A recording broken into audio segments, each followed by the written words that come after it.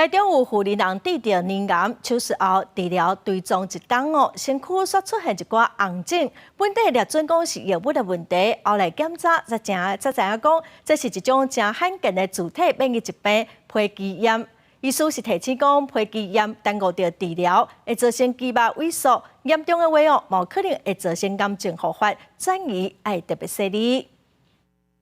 无论是颈头关节、颔骨啊，也是面，拢有对称性的红疹。台中一名60岁有乳癌病史的黄姓妇人，开刀治疗追踪1年了后，身躯顶莫名出现红疹，严重也会无法度吞物件。一开始到诊所看医生，叫是药物疹，后来到病院检查，才发现是罕见的皮肌炎。病人很多人认为他开完刀应该是好了，那事实上有可能会复发。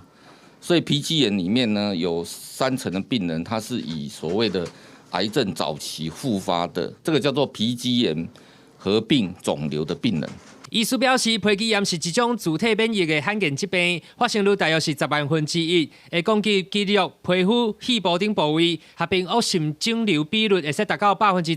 30%。印度电影《我甲我的冠军查某囝》当中，潘丽查某囝当年时期的影星巴特纳加，就是得着皮肌炎过身。欧日人生病医表示，皮肌炎女性得着的几率比男性更较悬，女性病人常常会合并乳癌，担心受鼻咽癌。肌肉反复不断的被攻击。 有一些人除了受伤之外啊，他可能时间久了，肌肉可能会萎缩或是纤维化，关节甚至是我们的肺部。那后来陆续也发现有蛮多的皮炎抗体会跟我们的癌症有相关，包括说鼻咽癌啦、乳癌啦、卵巢癌这些有相关。医师强调，若是无治疗，会有肌肉萎缩、纤维化的状况，合并癌症受容易复发、转移的情形。因此，呼吁若是得皮肌炎患者，应该定期做全身癌症体检，早期发现治疗，才会当提高治愈的机会。记者台中报道。